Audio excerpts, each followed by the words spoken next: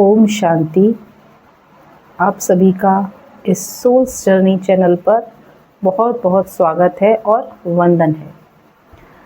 प्रजापिता ब्रह्मा कुमारी ईश्वरीय विश्वविद्यालय की ओर से एक नया एडवांस राजयोग मेडिटेशन कोर्स शुरू होने जा रहा है। एडवांस क्यों कहा? क्योंकि इसमें जो परमात्मा का ज्ञान है हम उसकी गहराइयों को समझेंगे कि जैसे परमात्मा हमसे कहते हैं कि देही अभिमानी बनो और आत्मा समझकर मुझ परमात्मा को याद करो।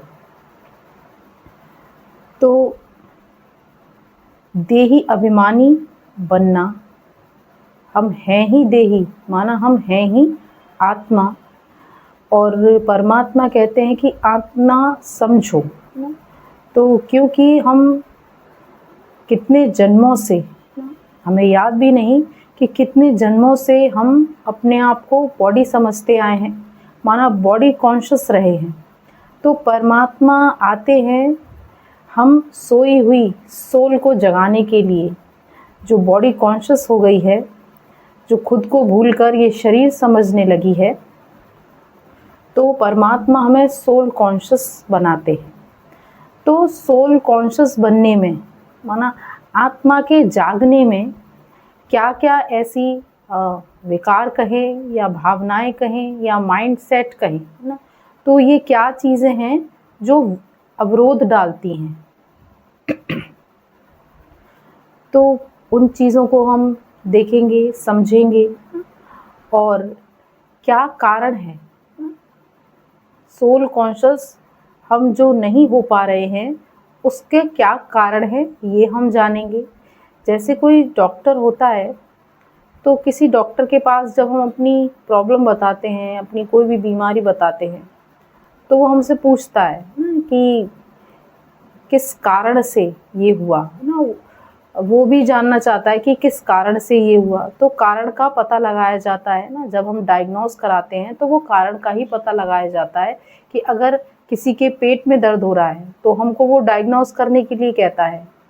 तो फिर वो डायग्नोस जब हम करवाते हैं तो फिर रिपोर्ट आती है, तो उसके आधार से पता चलता है ना कि पेट में क्या प्रॉब्लम है। तो कारण जानना ज़रूरी होता है ना, किस कारण से हो रहा है। तो ऐसे ही हम इस एडवांस राजयोग मेडिटेशन कोर्स में एक कारण जानेंगे। क्योंकि जब किसी भी चीज़ का हमें कारण पता चल जाता है कि किस कारण से ऐसा हो रहा है, किस कारण से हम आत्म अभिमानी होने में हमें मेहनत लग रही है, या हम अपने आप को आत्मा नहीं समझ पा रहे हैं, तो कारण पता चल जाता है तो उसका निवारण भी आसानी से हो जाता है। तो ये जो यात्रा है ये बहुत ही इंटरेस्टिंग होने वाली है ना। और आप रेगुलर रहिए, क्योंकि जब आप रेगुलर होंगे और डेली क्लासेस करेंगे तो फिर आप अच्छे से वास्तव में रियलाइज़ कर पाएंगे, समझ पाएंगे कि वास्तव में हमारे आत्म अभिमानी स्थिति बनने में क्या क्या चीज़ कारण बन रही है, रुकावट बन रही है। तो फिर हम उसका निवारण भी कर पाएंगे।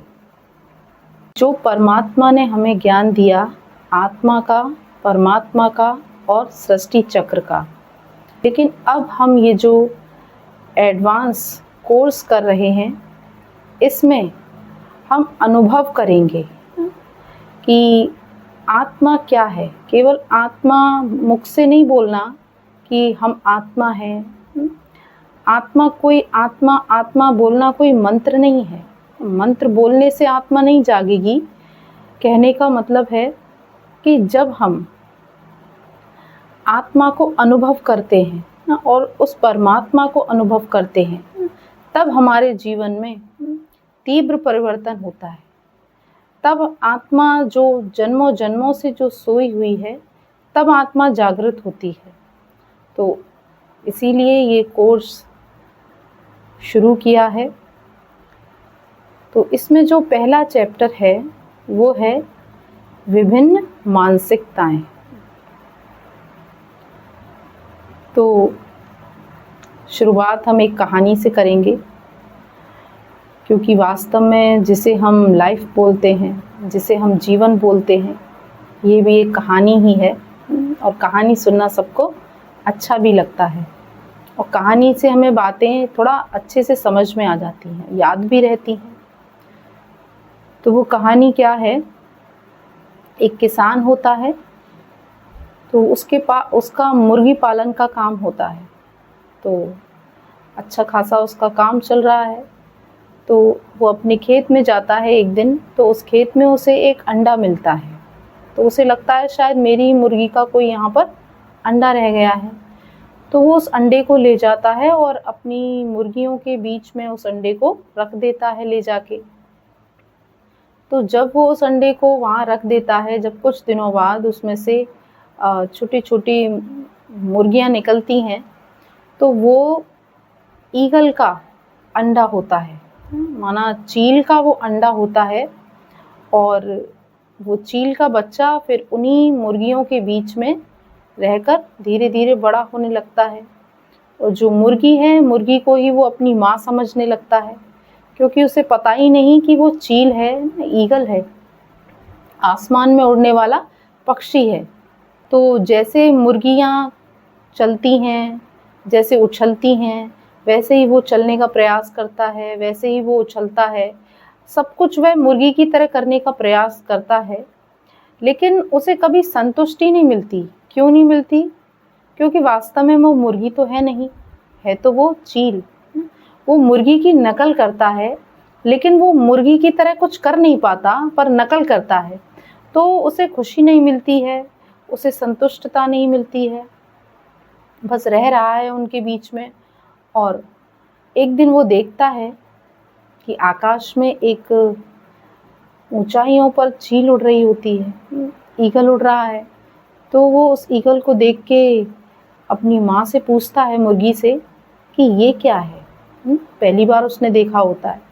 तो मुर्गी बोलती है, ये तो आकाश का राजा है, ये तो ईगल है, चील है।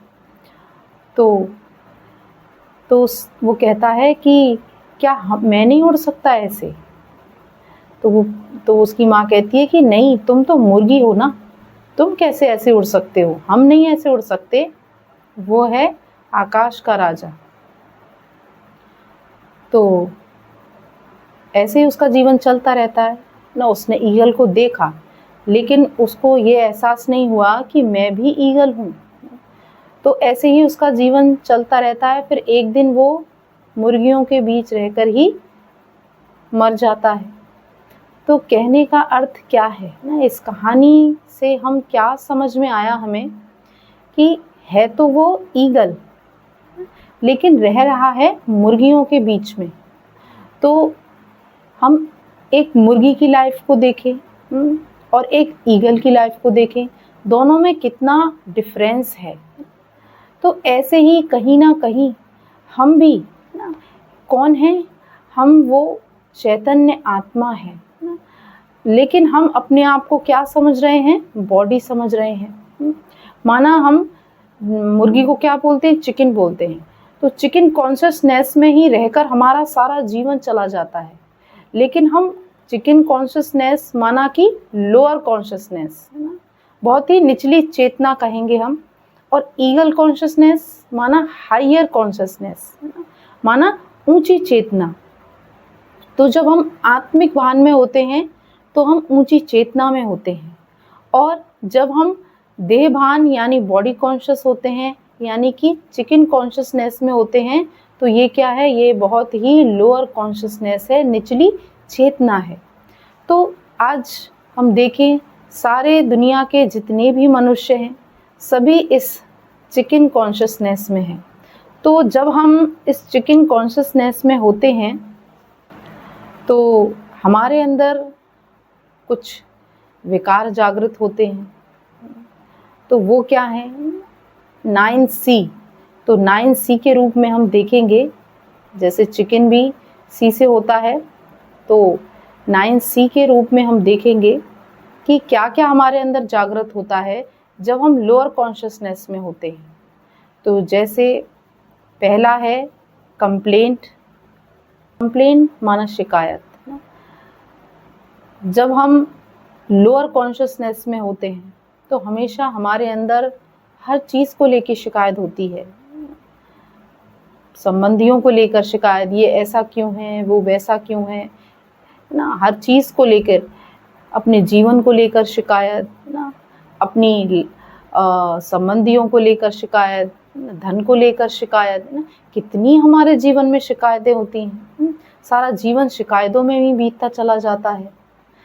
सरकार को लेके शिकायत और हर चीज़ को लेके शिकायत ही शिकायत है हमारे अंदर। और फिर दूसरा है क्वेश्चन।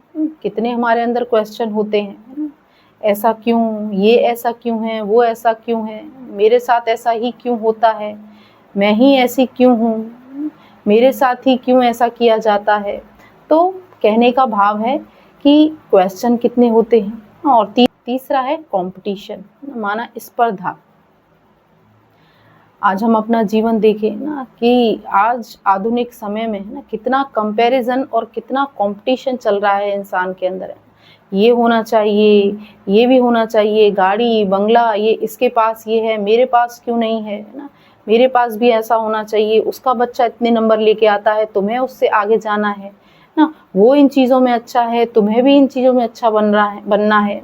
उसके पास ये सारी सुविधाएं हैं, हमारे पास भी ये सुविधाएं होनी चाहिए ना। या अगर हर चीज़ में हम क्या कर रहे हैं, कंपटीशन कर रहे हैं ना, जाने अनजाने में हम एक दूसरे को देखकर कंपटीशन में लगे पड़े हैं ना। भाग दौड़ में ना, दौड़ में दुनिया चल रही है ना, हम पता नहीं किस चीज़ से हम आगे निकलना चाहते हैं। तो ये कंपटीशन दिन रात हमारे अंदर चल रहा है। या तो अपने आप को बहुत सुपीरियर समझ रहे हैं ना, या फिर बहुत ही इन्फीरियर कॉम्प्लेक्स में हम हैं ना, कि हाँ वो तो इतने ऊंचे हैं, हम ऐसे हैं ना, उनके जीवन में इतना सुख है, हमारे जीवन में तो दुख ही दुख है ना, उनके बच्चे तो इतने अच्छे हैं और एक हमारे बच्चे ऐसे हैं। तो मतलब हम क्या कर रहे हैं, कंपटीशन कर रहे हैं ना। मतलब फिर है कंपल्शन, माना दबाव। हम दबाव का जीवन जी रहे हैं ना, हर किसी को या तो किसी ना किसी को दबाना है ना, कि मेरे हिसाब से सब कुछ चले ना, जो मैं चाहूँ वैसे हो। ये तो दबाव का जीवन, या फिर दूसरे के दबाव में हम जी रहे हैं ना, जैसा मैं चाहता हूँ वैसा करो ना, तो हम दबाव में ये जीवन जी रहे हैं। और फिर है क्लेमिंग, माना हक जताना, मालिकपना जताना है ना हर चीज़ पर, कि जैसा मैं चाहूँ वैसा होना चाहिए ना, मुझे ये पसंद नहीं है, मुझे ये पसंद है ना, जो मुझे चाहिए वो ही होना चाहिए, जैसा मैं चाहूँ वैसा ही तुमको होना चाहिए ना, वैसा ही सब कुछ हो ना। तो ये क्या है, हक जताना, क्लेमिंग है। ये भी हमारी लाइफ में निरंतर चल रहा होता है। फिर है कंपैरिजन, तुलना करना। क्रिटिसिज्म, माना आलोचना करना। ये तो नॉर्मल बात हो गई है ना, जहाँ दो लोग बैठे तीसरे की आलोचना शुरू हो जाती है। हमेशा हम किसी ना किसी की आलोचना कर रहे होते हैं। कोई भी फील्ड हम ले लें ना, बिना आलोचना के रह ही नहीं सकता मनुष्य। हर किसी की एक दूसरे से हम आलोचना ही कर रहे होते हैं ना, उसकी पीठ पीछे आलोचना ही चल रही होती है क्रेविंग, माना तीव्र इच्छा। हर चीज़ को पाने की हमारे अंदर तीव्र इच्छा। चाहे अगर हम भोजन में ही ले लें ना, आजकल इंसान खाने में भी उसको कितना सब कुछ चाहिए, कितनी वैरायटी ना, साधन के रूप में ले लें ना, या कोई भी संबंध को ले लें, किसी के अंदर धैर्य नहीं रहा। हर चीज़ के लिए हमारे अंदर तीव्र इच्छा उठती है ना, एक तरह से देखा जाए तो। और फिर है क्राइम, माना रोना। तो ये सब कुछ हमारे जीवन में लगातार चल रहा है। तो ये क्या है, ये चिकन कॉन्शसनेस, माना लोअर कॉन्शसनेस है। अब जब हम ये सुन रहे हैं ना, तो अब हमें ये लग रहा है कि नहीं, ये तो ऐसा तो जीवन हमारा नहीं होना चाहिए, हमारे जीवन में ये सब कुछ तो नहीं होना चाहिए। लेकिन कहीं ना कहीं ये सब कुछ हमारे जीवन में है। लेकिन जब हम ये सुन रहे हैं कि ये लोअर कॉन्शियसनेस है या चिकन कॉन्शियसनेस है, तो हमें ये अब लग रहा है कि ये ऐसा हमारा जीवन नहीं होना चाहिए। वास्तव में हम देखें, जो आत्मा है ना, कितनी पावरफुल है, दिव्य है, अलौकिक है, लेकिन आत्मा इस शरीर में आकर जब खुद को भूल चुकी है ना, कंप्लीट वो बेहोश हुई पड़ी है, तो फिर उसके अंदर ये चिकन कॉन्शियसनेस, माना कि लोअर कॉन्शियसनेस जागृत हो रहा है अपने आप को बॉडी समझने के कारण। तो फिर हम इस निचली चेतना में अपना जीवन जी रहे हैं। और हम अगर अपनी वास्तविकता को जब हम जान जाते हैं ना, तो हमारे जो अनुभव हैं कितने ऊंचे, कितने हायर हमारे एक्सपीरियंस होते हैं, जिससे हम वंचित रह रहे हैं। तो अब हमने देखा कि लोअर कॉन्शियसनेस क्या होती है, और अब हम देखेंगे कि हायर कॉन्शियसनेस क्या है, माना कि ईगल कॉन्शियसनेस। आप ईगल को देखो, जब आकाश में ईगल उड़ता है, चील उड़ती है, तो वो कितनी शांत, एकदम स्मूथ उड़ती है, वो कितनी शांत, उसे कोई चिंता नहीं, उसे कोई फिक्र नहीं, कोई भोजन की चिंता नहीं उसे, और किसी का भी उसे डर नहीं कि कोई उसे खा लेगा ना। नीचे धरती पर जो जानवर या पक्षी या जो भी पशु होते हैं, उनकी नज़र इधर उधर रहती है हर वक्त ना, उन्हें डर रहता है कि कोई हमें मार ना दे, कोई हमें खा ना जाए।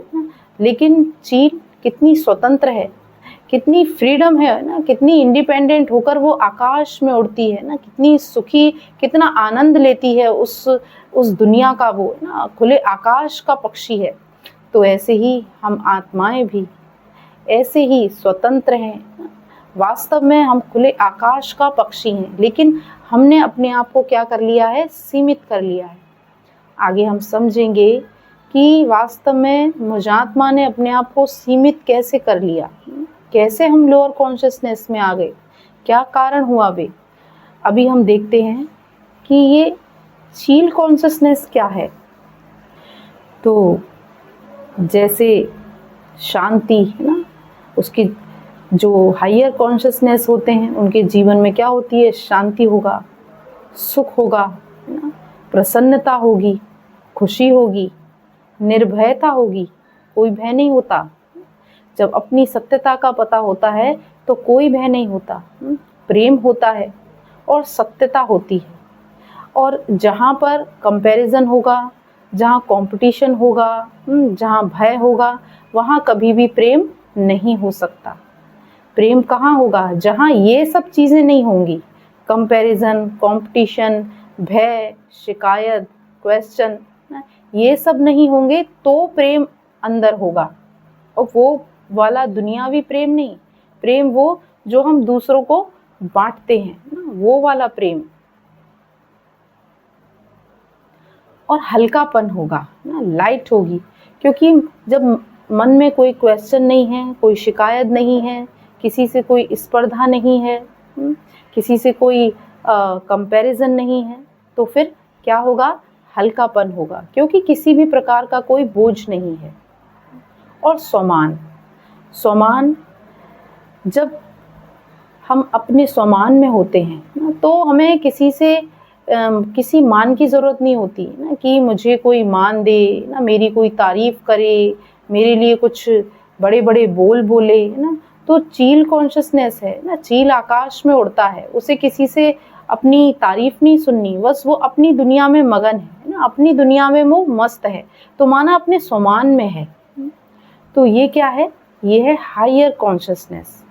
तो जब हम सुन रहे हैं कि हायर कॉन्शियसनेस क्या है, तो हमारे मन में आता है कि हमें भी ऐसा ही जीवन बनाना है, जिसमें सुख हो, शांति हो, निर्भयता हो, सत्यता हो, समान हो और लाइटनेस हो, एकाग्रता और निश्चिंतता हो।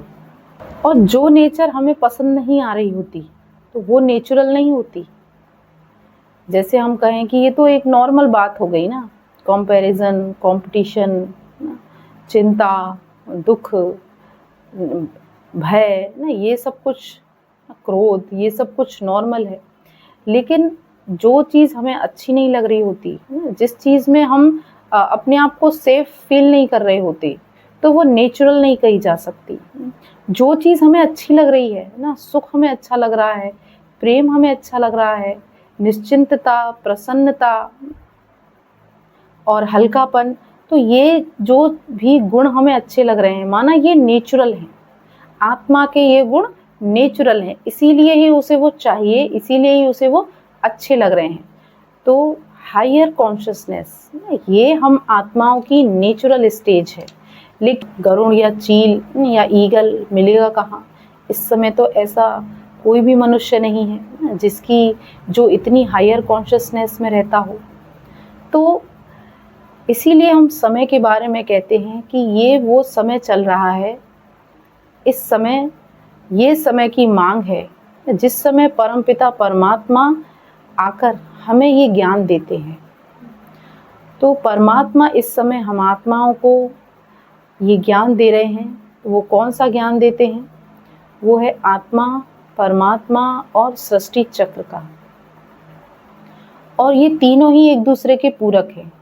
जब तक आत्मा का ज्ञान नहीं होगा तब तक परमात्मा का संपूर्ण ज्ञान नहीं हो सकता, और जब तक परमात्मा का संपूर्ण ज्ञान नहीं है तो सृष्टि चक्र का भी हमें ज्ञान नहीं हो सकता, और सृष्टि चक्र का अगर हमें ज्ञान नहीं है तो आत्मा का भी हमें ज्ञान नहीं हो सकता। तो जैसे हम जब छोटा बच्चा होता है तो जब उसे पढ़ाने के लिए बिठाते हैं ना, तो उसे वो नर्सरी केजी से अपनी पढ़ाई शुरू करता है, तो ऐसा तो नहीं होता ना कि उसमें केवल एक सब्जेक्ट ले लिया या हिंदी लैंग्वेज ले ली उसी से वो पढ़ रहा है। तो उसमें सारे सब्जेक्ट होते हैं, हिंदी भी होगी, इंग्लिश भी होगी, मैथ भी होगी। भले ही बड़े होके उस बच्चे को इंजीनियर बनना हो, उसको मैथ ही ज़्यादा ज़रूरत पड़ने वाली है मैथ की, तो इसका मतलब ये तो नहीं है ना कि वो केवल बचपन से मैथ ही पढ़ेगा, वो सारे ही सब्जेक्ट पढ़ेगा ना। बचपन से जब किंडरगार्टन से वो बैठेगा तो वो मैथ भी पढ़ेगा, इंग्लिश भी पढ़ेगा और साइंस भी पढ़ेगा, है ना। कहने का मतलब है सभी सब्जेक्ट वो पढ़ेगा। तो ऐसे ही हमें आत्मा के ज्ञान की, परमात्मा के ज्ञान की और सृष्टि चक्र के ज्ञान की, तीनों ही ज्ञान की ज़रूरत है। और जब हम इन तीनों को ही परफेक्शन के लेवल तक समझते हैं तभी हमें सत्य ज्ञान समझ में आता है। तो अब परमात्मा जो हमें इस समय ये ज्ञान देते हैं, तो ये ज्ञान केवल ज्ञान नहीं है, ये जीवन में प्रैक्टिकल करने का ज्ञान है। क्योंकि इसमें जो भी परमात्मा हमें बताएंगे, जो भी प्रैक्टिकल जो हमें बताए जाते हैं, अगर हम उसे फॉलो करते हैं तो फिर हम अपने जीवन को, हम चढ़ती कला में अपना जीवन देखेंगे, तो फिर हमारी जो लाइफ ऑफ क्वालिटी है ना वो बढ़ने लगती है ना। अगर हम जो हमें बताया जा रहा है उसे अगर हम फॉलो करेंगे तो ना, वरना तो हम केवल मुख से बोल रहे हैं ना कि मैं आत्मा हूँ, मैं आत्मा हूँ। केवल मुख से बोलने से ना, ये कोई आत्मा आत्मा बोलना ये कोई मंत्र नहीं है, क्योंकि आत्मा अनुभव करने की चीज़ है। अनुभव आप करेंगे, अनुभव कैसे होगा? प्रैक्टिकल से अनुभव होगा, केवल बोलने से अनुभव नहीं होगा, वो प्रैक्टिकल करने से अनुभव होगा। ऐसे ही परमात्मा को भी हम अनुभव कर सकते हैं, आत्मा को भी हम अनुभव करेंगे।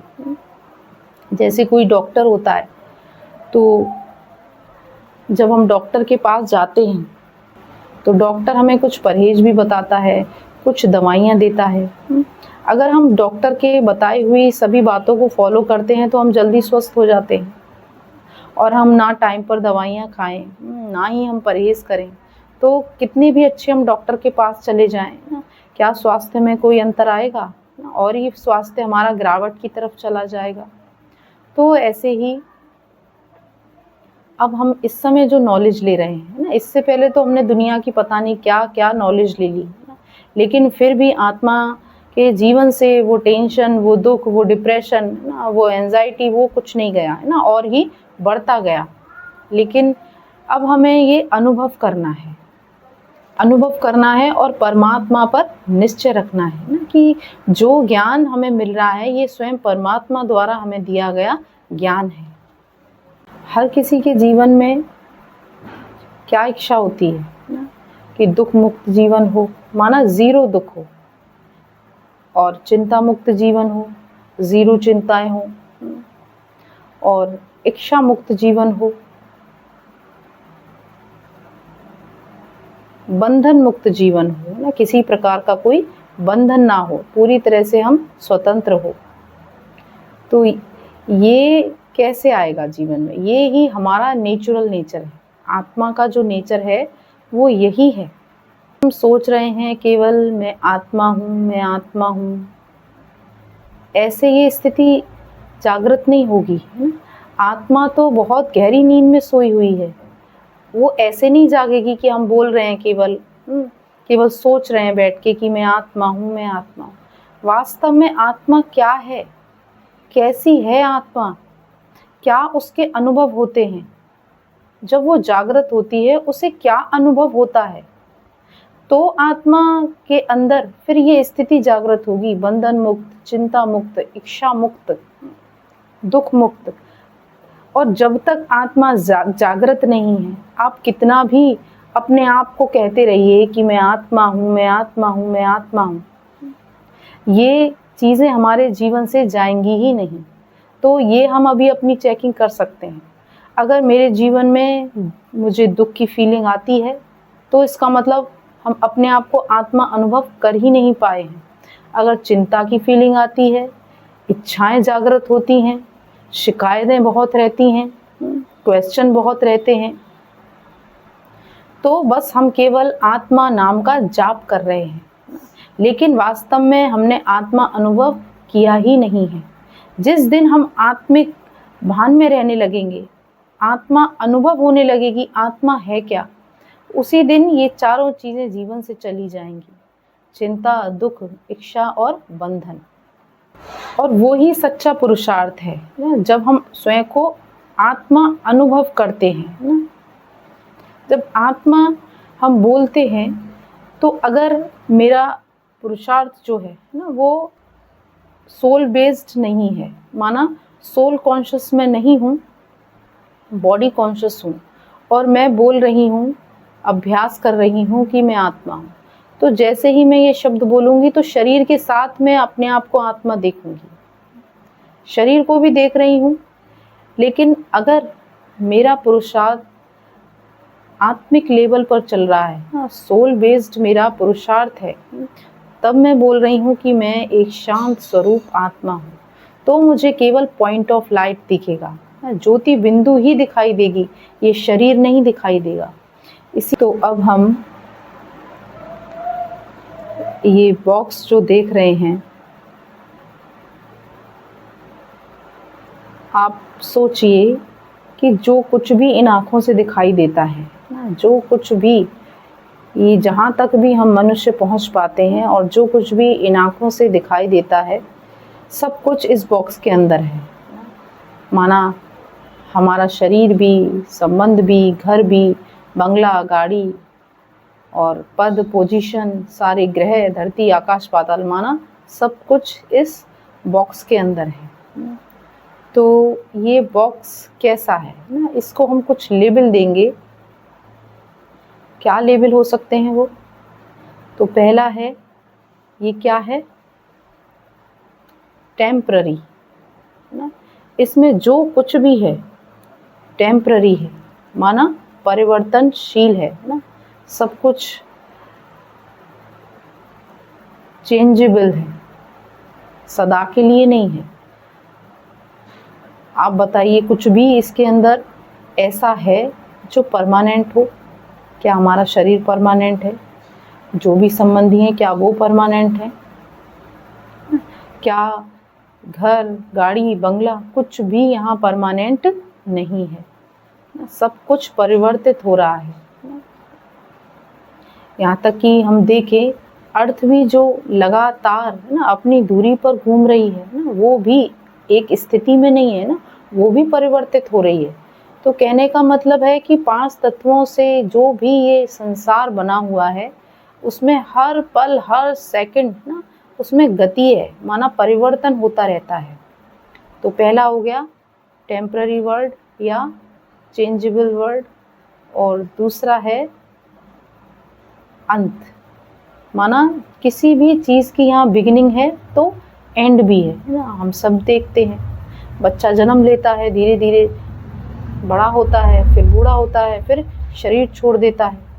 कोई भी चीज़ ले लीजिए आप इस दुनिया में, इस बॉक्स के अंदर ना, उसकी शुरुआत है तो उसका अंत भी है। और तीसरा है अनप्रेडिक्टेबल, माना अप्रत्याशित, माना यहाँ कुछ भी कभी भी कुछ भी होता है। किसी भी चीज़ पर हम भरोसा नहीं कर सकते, कभी भी कुछ भी हो सकता है यहाँ पर, कि आज किसी की नौकरी है, कल वो रहे ना रहे। आज किसी का बिजनेस अच्छा चल रहा है ना, कल बिल्कुल लॉस हो जाए ना। आज हम यहाँ बैठे हैं ना, कल मैं रहूँ ही नहीं ना, मैं आत्मा इस शरीर से निकल जाऊँ। तो कहने का मतलब है यहाँ पर कुछ भी प्रिडिक्ट नहीं है, सब कुछ अप्रत्याशित है। आज हम मौसम देख रहे हैं, कभी भी बारिश हो रही है ना, कभी भी ओले पड़ रहे हैं। तो क्या है ये संसार? टेम्पररी वर्ड है, हर चीज़ की यहाँ शुरुआत है तो अंत भी है। और तीसरा है अनप्रेडिक्टेबल, अप्रत्याशित है यहाँ पर हर चीज़।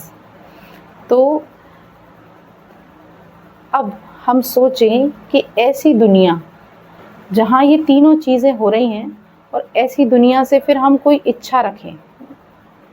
अब आप बताइए, जो संसार उसमें कुछ भी परमानेंट नहीं है, हर चीज़ का यहाँ अंत होता है, सब कुछ यहाँ पे अप्रत्याशित है।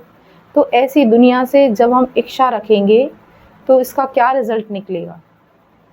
तो इसका रिज़ल्ट चिंता, दुख, कष्ट, परेशानी, डिप्रेशन, असुरक्षा, यही सारे। तो आज हम मनुष्यों का जीवन देखें, इन्हीं सब से भरा हुआ है, क्योंकि हर मनुष्य ने इस संसार, इस बॉक्स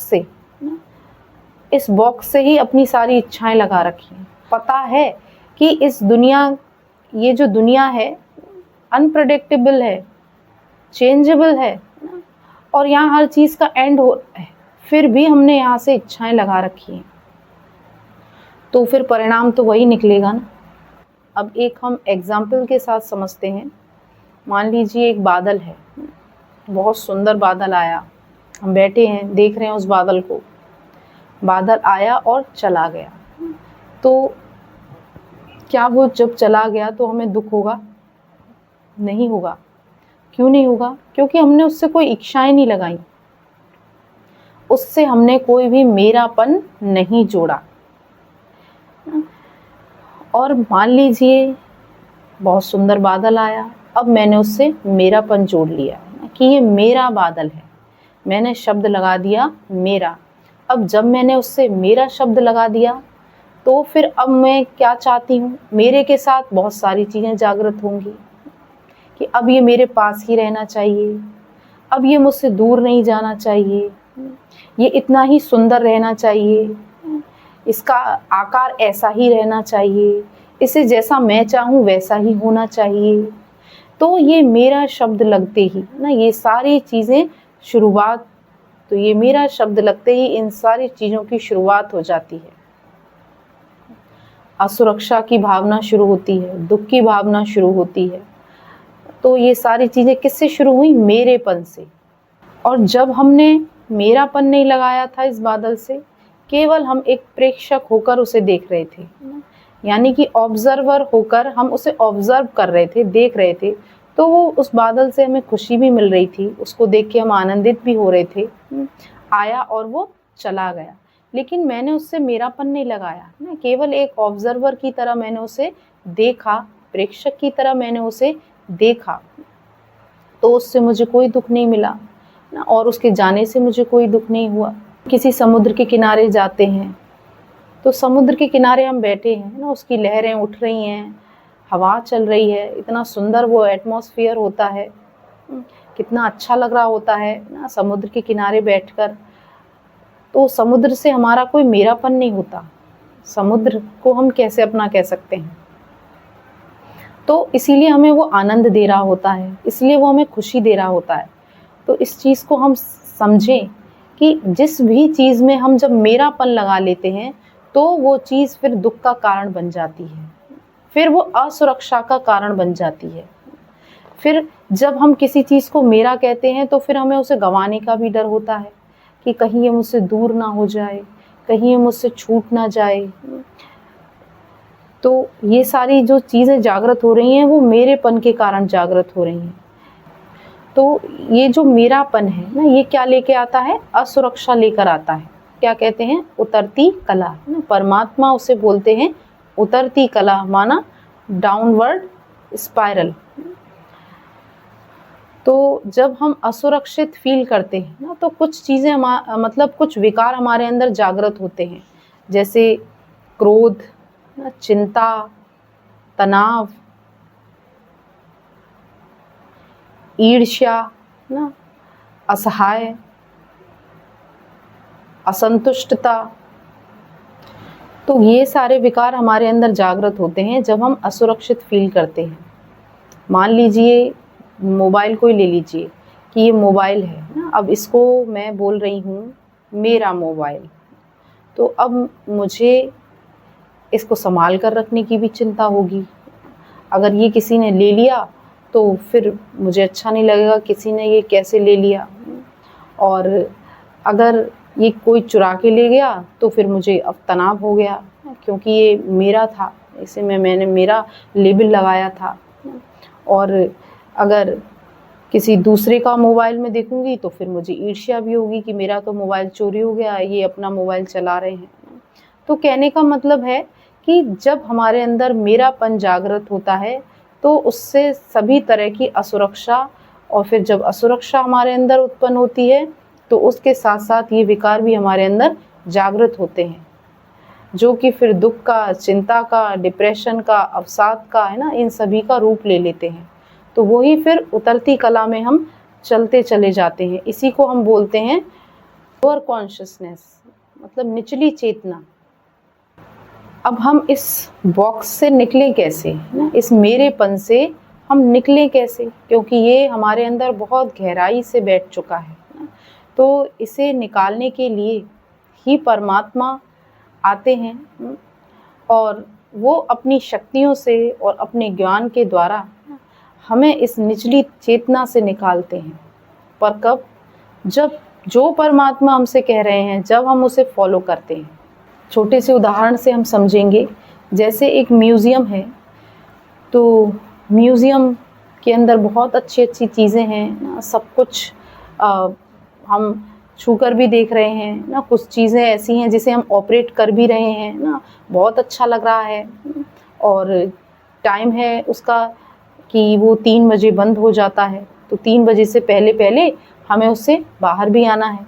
तो 3 बजे तक हम उसमें घूम रहे हैं, हर चीज़ ऑपरेट भी कर रहे हैं ना, आनंद ले रहे हैं, और फिर 3 बजते हैं हम उससे बाहर आ जाते हैं। तो आप बताइए, क्या उससे बाहर आके हमें दुख होगा? नहीं होगा ना। क्यों नहीं होगा उससे बाहर आके हमें दुख? हमने कितनी सारी चीज़ें थी जो ऑपरेट भी की ना, हम 4-5 घंटे हम वहाँ रुके भी, लेकिन हमें वहाँ से बाहर आके कोई दुख क्यों नहीं हुआ? क्यों?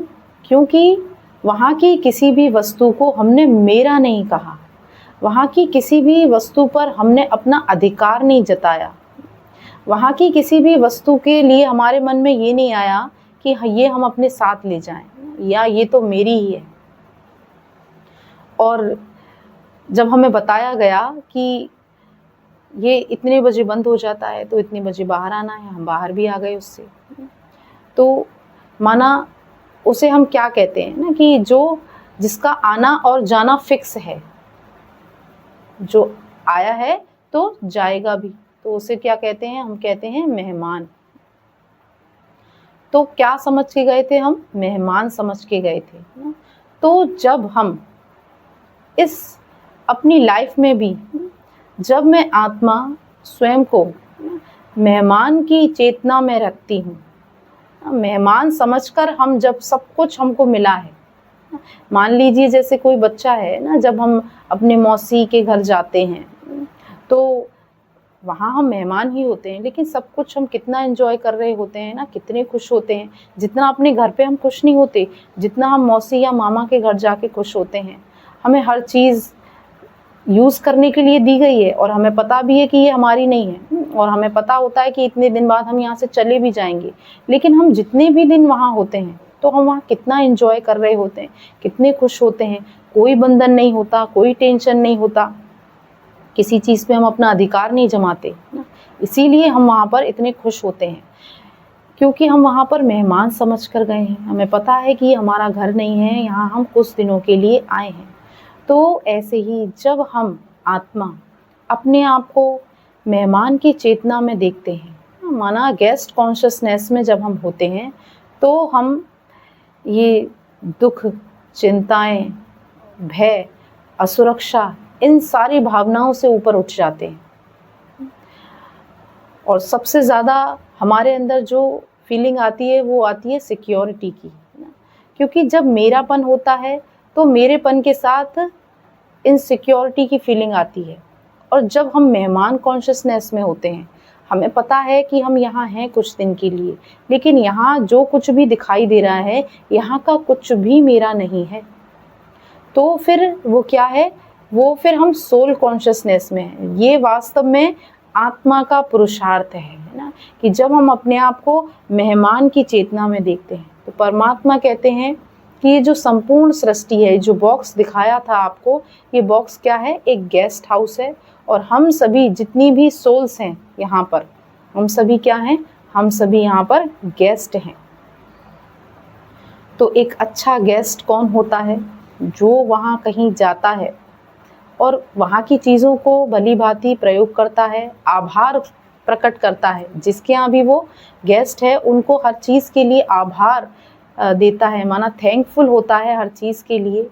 और किसी भी चीज़ पर वो अपना हक नहीं जताता, किसी भी चीज़ पर वो मेरापन नहीं लगाता। तो फिर जो मेजबान होता है, तो वो भी उसको गिफ्ट देते हैं ना, वो भी उससे खुश होते हैं, और उनका हाथ भी वो बटाता है किसी ना किसी काम में। तो ऐसा मेहमान सभी को अच्छा लगता है। और एक मेहमान है जो किसी के घर गया है, लेकिन हर चीज़ पे वो अपना हक जता रहा है कि ये तो मुझे चाहिए, ये मुझे चाहिए, ये मैं अपने साथ ले जाऊंगा, ये मेरा है, ये मेरा है। माना उसे यूज़ करने के लिए जो कुछ भी दिया गया, वो हर चीज़ पे अपना हक जताने लगा। तो आप बताइए, ऐसा मेहमान कभी भी किसी को पसंद आएगा? ऐसा मेहमान कभी किसी को पसंद नहीं आता। ऐसे मेहमान को कोई कभी नहीं चाहता कि ऐसा मेहमान हमारे घर पर आए। तो ऐसे ही ये दुनिया भी एक गेस्ट हाउस है और हम सभी मेहमान हैं। जब हम इस मेहमान की चेतना में होते हैं, तो फिर हम चढ़ती कला में आते हैं। आत्मा जन्म और मृत्यु के बीच के जो अंतराल होता है, उसमें हमें कितना कुछ मिलता है ना। हम जब इस संसार में आते हैं, तो आत्मा आती है ना इस संसार में, वो आत्मा आती है ना, अकेली आत्मा आती है। यहाँ जब आती है इस दुनिया में, तब उसे शरीर मिलता है। वो अपने घर से शरीर के साथ नहीं आती, यहाँ ही उसे शरीर मिलता है।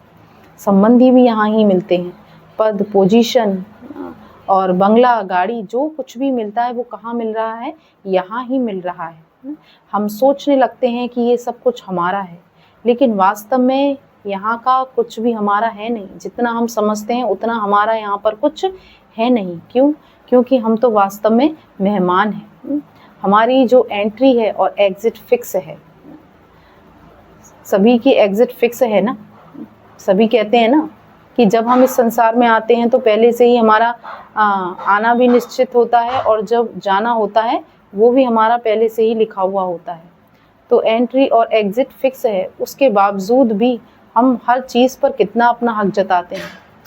और जब हम मेहमान की वृत्ति में रहते हैं, माना सब कुछ हमें मिला है, लेकिन हमें पता होता है कि हमें यूज़ करने के लिए मिला है, लेकिन यहाँ का कुछ भी हमारा है नहीं। तब रियलिटी में हम आत्मा अपने आप को अनुभव कर पाते हैं, क्योंकि आत्मा इस दुनिया की नहीं है। आत्मा इस दुनिया में अपना पार्ट प्ले कर रही है, लेकिन वो इस दुनिया की है नहीं। वो है कौन? वो एक मेहमान है। तो जब मेहमान मेहमान की तरह रहता है, तो उसमें उसे खुशी होती है। और जब वो मेहमान हर चीज़ में मैं और मेरापन लगाता है, तो बहुत गहराई से उसके अंदर इनसिक्योरिटी की फीलिंग आने लगती है। तो इस मेहमान की वृत्ति में रहने के लिए अब करना क्या है? वैसे तो हम सुबह भी मेडिटेशन करते हैं ना, जिसे हम अमृत वेला बोलते हैं। शाम को हम मेडिटेशन करते हैं, जिसे हम नुमा शाम बोलते हैं।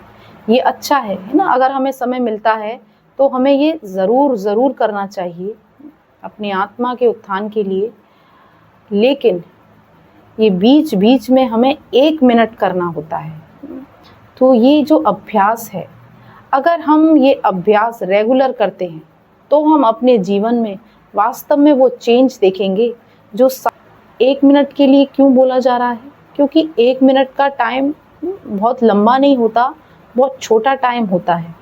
तो इतनी देर के लिए अपनी बुद्धि को एकाग्र करना होता है ना, स्वयं पर, अपनी गेस्ट कॉन्शसनेस पर। क्योंकि जब हम लंबे समय के लिए बैठते हैं याद करने ना, तो बीच में हमारी जो इस दुनिया के जो थॉट्स हैं ना, वो हमें बीच बीच में परेशान कर सकते हैं, वो हमें डिस्टर्ब कर सकते हैं। लेकिन जो 1 मिनट का जो हम टारगेट ले रहे हैं ना, 1 मिनट के लिए हम बुद्धि को एकाग्र करें ना, और हमें क्या सोचना है? तो हम संकल्प लेंगे, अदृश्य मेहमान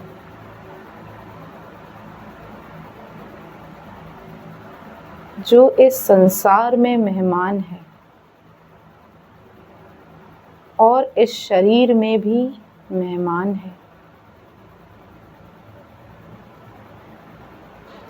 इन आँखों से जो कुछ दिखाई दे रहा है,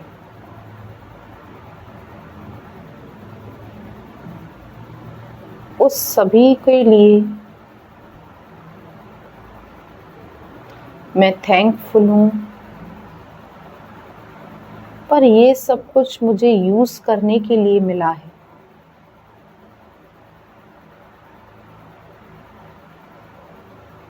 इसमें से कुछ भी मेरा नहीं है।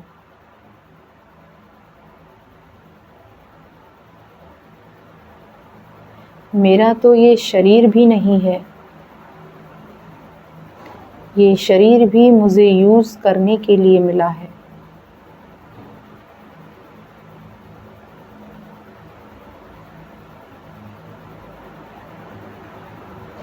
मैं अदृश्य मेहमान हूँ जो इन आँखों से नहीं दिखाई देती।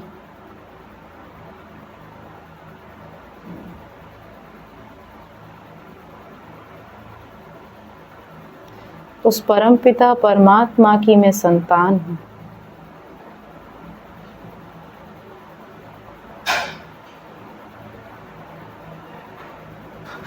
जो शांति के सागर हैं,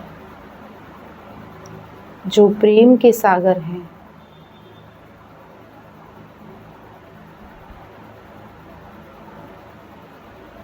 मुझ अदृश्य मेहमान के शांति, सुख, प्रेम, ये नेचुरल नेचर है।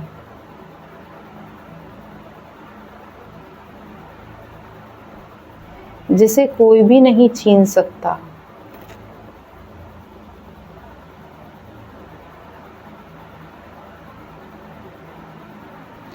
और ये दुनिया जो निरंतर परिवर्तित हो रही है,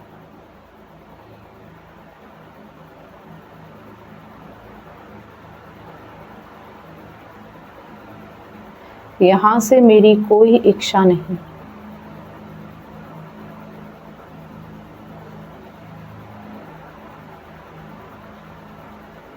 ओम शांति। Thank you.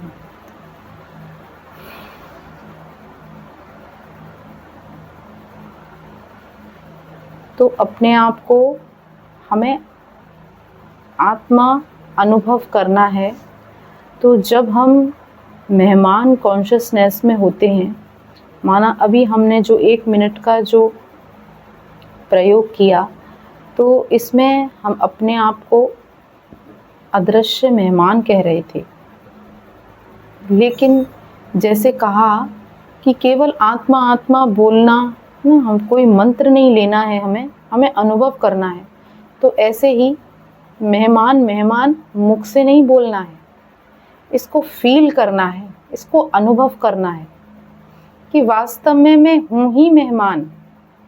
ये केवल कहने वाली बातें नहीं हैं। हम ये रियलाइज़ करें कि आत्मा इस बॉक्स में, ये इस दुनिया रूपी बॉक्स में है ही मेहमान। वास्तव में इस बॉक्स का हमारा कुछ भी नहीं है।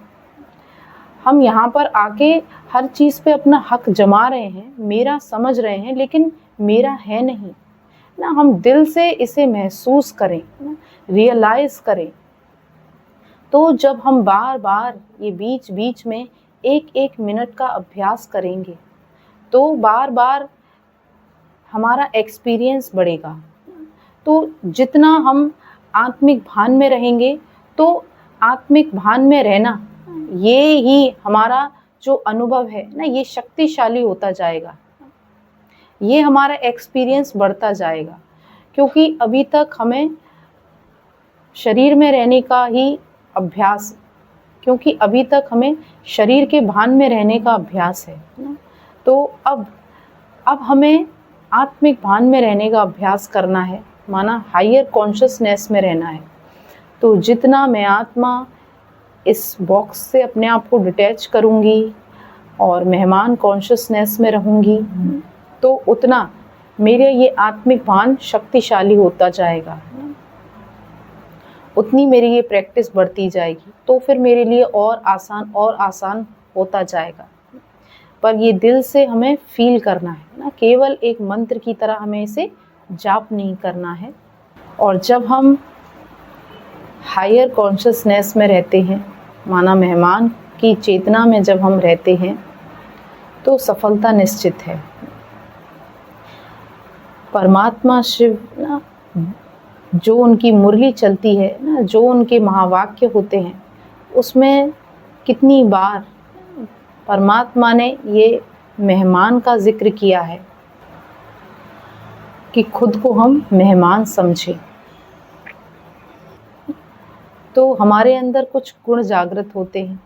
सबसे पहले तो सुरक्षितता हमारे अंदर जागृत होती है ना, सिक्योरिटी, क्योंकि आत्मा क्या है, अविनाशी है।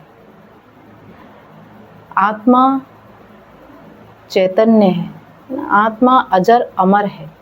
जब मुझे ये पता है कि मैं अविनाशी हूँ, अजर अमर हूँ, इस दुनिया की मैं नहीं हूँ, इस दुनिया का कुछ भी मेरा नहीं है, यहाँ जो कुछ भी मुझे मिला है, ठीक है, मुझे यहाँ यूज़ करने के लिए मिला है, लेकिन मुझे एक दिन ये सब कुछ छोड़ के जाना है। पहले से ही जब हम अपना माइंड सेट कर लेते हैं ना,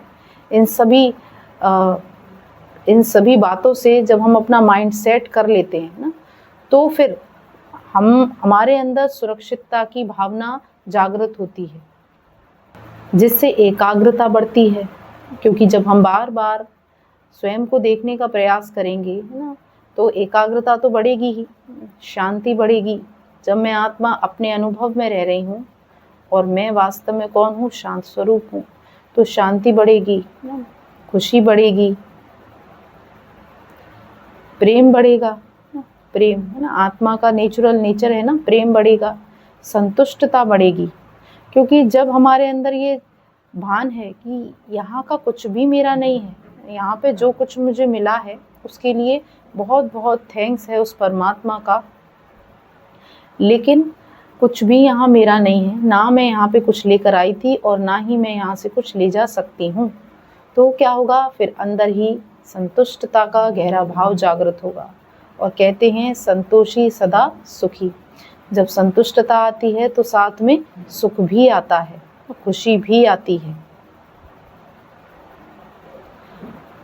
और फिर स्पष्टता जागृत होगी ना, सब कुछ देखने की, माना क्या असत्य है, क्या सत्य है ना।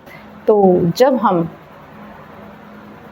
मेहमान की चेतना में रहते हैं, हायर कॉन्शियसनेस में रहते हैं, तो हमारे अंदर ये सारे गुण जागृत होते हैं। तो आज के लिए इतना ही। ओम शांति।